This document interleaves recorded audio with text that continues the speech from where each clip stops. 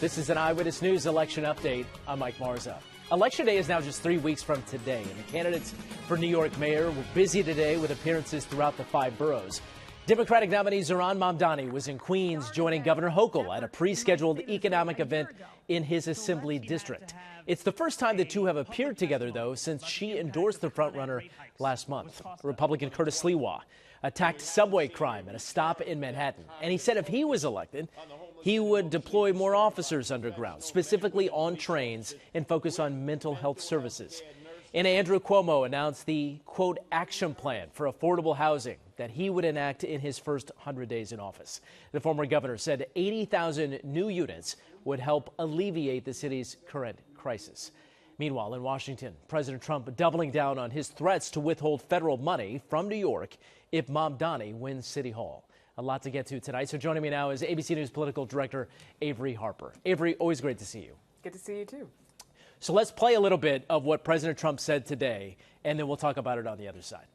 But if somebody's going to be a communist mayor of New York, it's a fluke if he gets in. There are a lot of failed people that he's running against. I mean, you have inferior candidates or something, because it's impossible to think that New York City can have a communist mayor. He's a communist. He's not a socialist, by the way. There's a big difference. He's a communist. He's down and dirty. He's a communist. He hates police. He wants to get rid of all police. I mean, how can a policeman? He hates Jewish people, and yet he's got Jewish people supporting. He hates Jewish people. So it comes through the White House. The funding for New York and for every place comes through the White House. And I'm very generous, and I was always very generous with New York, even when you had opposition there, but I was always very generous. But I wouldn't be generous to a communist, a guy that's going to take the money and throw it out the window, because you're talking about hundreds of billions of dollars. So President Trump again trying to tie Mamdani to the word communist, even though Mamdani is running as a Democratic socialist. How important is President Trump in this race as we get closer to Election Day? Because I'll set it up with this. I talked to somebody who is close to President Trump this week who says that he is still fixated and very much focused on trying to at least somehow prevent Mamdani from winning City Hall. So what do you make of President Trump's influence as we're now 3 weeks away? Right. Listen, I think that President Trump is going to weigh heavily on what happens on Election Day in New York City, but not for the ways that I think that he is trying to influence this race. I think the more that President Trump continues to talk about Zohran Mamdani and to mischaracterize his, political identification, like you mentioned, he identifies as a democratic socialist, not a communist. I think it only stands to boost Mamdani and the enthusiasm around him. You have to remember, in New York City, it's an overwhelmingly Democratic-leaning city, and there was immense enthusiasm around his candidacy. There are folks who are really excited about Zohran Mamdani for some of his more socialist policies and agendas, stances, and so I think the more that Trump continues to speak about Mamdani, the more it's going to mobilize voters who are anti-Trump to get out to the polls and vote for him. We'll talk about Governor Cuomo in just a minute, former Governor Cuomo in just a minute, who, of course, is running as an independent in this race against Mamdani, and Curtis Sliwa, who is the official Republican candidate in the race. And today he was trying to focus in on crime. And I'll talk about President Trump's issue with crime in just a moment, because he also made some headlines today talking about the federal sort of influx of federal troops in American cities. But first up, let's hear from Curtis Sliwa about what he said about crime today in New York. I know Andrew Cuomo, he's banking everything on me dropping out, but there's an assumption here, if you even want to believe the polls. The strongest enthusiasm for candidates, Curtis Sliwa supporters, Zohran Mamdani. The polls indicate that Andrew Cuomo's supporters are not that enthusiastic. So when you have enthusiastic supporters, they're with you through thick and thin. So there was Curtis Sliwa talking about the matchup with Cuomo, and he did so as he was at a subway stop in Manhattan, and he's trying to make his campaign the focus, the law and order candidate in this race. But it really is an uphill battle, as you've mentioned, overwhelmingly Democratic as far as the registration is concerned. But there is this increasing pressure, at least from President Trump's point of view, to have Curtis Sliwa step aside. How does Curtis Sliwa factor into this race as we approach Election Day and voters trying to figure out what they're going to do? Listen, there are Republican voters who would not be able to stomach a Democratic mayor in New York City, and so there are going to be supporters for Curtis Sliwa who are going to be in his camp no matter what. In terms of the path for Curtis Sliwa to victory, it's incredibly slim. If he were to step aside, of course, I think that would boost an Andrew Cuomo in this race and might make it a little bit more competitive, but there's absolutely no sign of that happening. I think it's quite interesting that we have not seen the Republican Party really rally around Curtis Sliwa in this race, namely President Trump, because, of course, his endorsement matters the most when it comes to the enthusiasm of Republican voters in races across the country. And so, I'm not sure what the future holds for Curtis Sliwa, but I don't think Gracie Mansion is really where his future lies. Zohran Mamdani remains a frontrunner in the recent polling, and he got the endorsement of Governor Hochul. For the first time, the two appeared today at an event talking about a wide range of issues. But first and foremost, the affordability issue, which Zohran Mamdani really has been trying to make the focus of his campaign. Let's hear from those two and what they said today. And I want to thank Assembly Member Zohran Mamdani for putting a special exclamation point on how hard it is for families struggling in this city. I want to thank Governor Hochul for the investment in this neighborhood, for the investment in the dream of serving the young people of this city.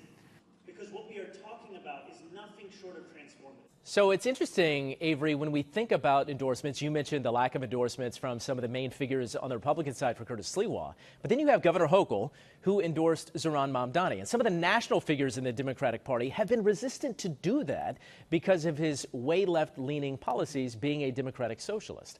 What is the calculation from Governor Hochul to throw her support behind Zohran Mamdani? I mean, you have to remember also, Kathy Hochul did also try and keep her distance from Mamdani in the beginning, and she has come around to support him. And, at the end of the day, I think that she is looking and calculating what is likely to happen, right? You see Zohran Mamdani, who is way ahead in the polls, and whoever the governor of New York is, they have to work well with the mayor of New York City, the largest city in New York State, the largest city in the country. And so I think that she's going to find ways to cooperate with him, to work alongside him on some of these issues that are most important to him. And so today we saw them speaking about universal child care and talking about housing and how important affordable housing is in New York City. Those are two issues that arguably helped Zohran Mamdani win the primary. Listen, there was no shortage of moms groups that were rallying around Zohran Mamdani and trying to organize for him as he went for the primary win. And so I think that's why we're seeing her sort of lean into Mamdani's candidacy and trying to find areas where they both agree. For national figures, when you think about national Democratic leadership, the Hakeem Jeffries and Senator Chuck Schumer, both of them have opted to keep their distance, right? They are watching to see what happens. And I think that's because nationally, when we look ahead to midterms, the way that Zohran Mamdani's politics have played out and the enthusiasm that there is for him in New York City is not necessarily going to be replicated in other parts of the country. When you talk about some of these battleground states, some of these really tough Senate races that the Democrats are trying to win in order to, try and make some gains in the Senate to win back control of the House. And so they are thinking very carefully. It doesn't mean that, if Zohran Mamdani is to win in November, that you might not see some of these Democrats come around. But I think you should expect for folks to try and keep him at an arm's length. Yeah, and we're running out of time, frankly, because, the election is so close now. And we know things can change, but you have former Governor Cuomo hoping things will change because he's trying to close this gap in the recent polling. But, if you talk to people in his campaign, they say that the polls are not always accurate. So they're still trying to run this campaign. And today, that included criticism of this Hochul-Mamdani partnership. Let's hear what the former governor had to say. They are formidable, and they are frightening to Democrats in a primary. So Democrats have to decide. Do I want to try to make a deal with the DSA so they don't try to primary me? Do I try to oppose the DSA? And each one makes their own political decision. Obviously, former Governor Cuomo and Governor Hochul have a history. And when you think about everything that they've been through together and how he left office and then how she came into office, you do have to use that as sort of a backdrop to analyze exactly what he's saying. But he's talking about this rise of the popularity of the Democratic Socialist movement in this city and the left-leaning. You mentioned it's been Democratic for quite some time with the registrations and all of that. But as far as the policies that Mamdani is talking about being embraced by a large number of people to get him to the front of the polling, Governor Cuomo is trying to point that distinction out, that there is a key choice here. And so my question to you is, do you feel like this is a pivotal point in this city for Democrats? Because it seems like the party is splintered in how they want this party to go in this city in particular. Right. Listen, I think when you talk about Democrats nationally, there are differing opinions about how to move forward after losses up and down the ballot in November of 2024. And so there are folks who believe that Democrats need to put forward more moderate candidates and that that's the way that they claim victory in some of these most important races. And there are other folks that believe that the Democratic Party should double down on progressive ideals. I do think when you talk about affordability, that has been the centerpiece of every Democrat that's running in some of these races. You look over at New Jersey's gubernatorial race, affordability is really the issue that is at the center of everyone's concerns, be it the cost of housing, the cost of utilities and groceries and childcare. These are things that affect people where they are. And so, for Cuomo, he is going to have to also talk about those things. But these are conversations that Zohran Mamdani helped start. And so it's also important to remember that regardless of his self-identification and characterization as a Democratic socialist, Zohran Mamdani is the Democratic nominee for mayor in New York City.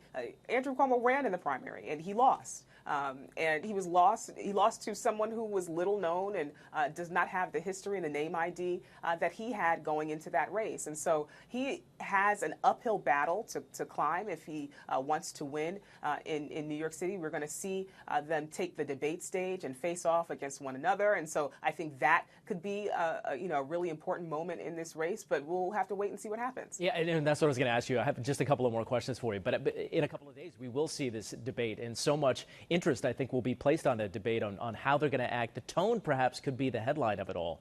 Because we know in previous clashes, when there were so many candidates, you had that moment where you have Zohran Mamdani spelling his name, saying, this is how you pronounce my name, sort of put some respect on my name, if you will, in so many words. And then he went on to beat Cuomo in the primary. So what are you looking at when we see these two face off in this debate coming up with, Curtis Sliwa as well?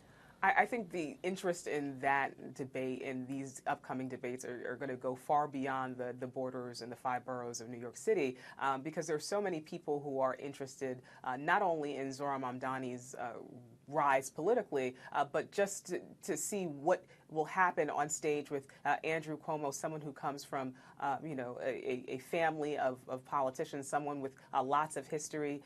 And if he has really great moments on stage with Zohran Mamdani, this could be the start of a political comeback for Andrew Cuomo. And so I think just across the spectrum, and of course, folks will also be looking to see how Curtis Sliwa is able to, raise his profile in a race that, where folks have really largely been talking about the Democratic candidates. And so I think just across the spectrum, that those debates are going to be really interesting. And of course, people are really paying attention now, right? And so anything can change the race at this point. And, there are voters who are really paying attention. And the X factor perhaps could be a President Trump action or comment or something like that. And so I'll leave you with this because, again, President Trump today doubling down on sending in federal troops to cities. It's happened in Chicago. He mentioned Memphis, and he said things are going, quote, really great in those cities, and crime is down, sending in these federal troops. And he's threatened to do that here in New York if need be. Certainly if Mamdani were to be elected, he hinted that that would be the case. How much do you think that plays? And I think we can maybe go to one of your previous answers that may help Mamdani. But how much do you think that plays in this conversation? Certainly they will be asked about it during this debate, but President Trump again threatening federal troops to be sent into New York if Mamdani is elected or if, quote, crime isn't taken care of in some way. Right, not only threatening to deploy, National Guard troops to New York City, but also threatening to revoke federal funding from New York City if Mamdani is elected. I mean, I think we have to look at the facts here.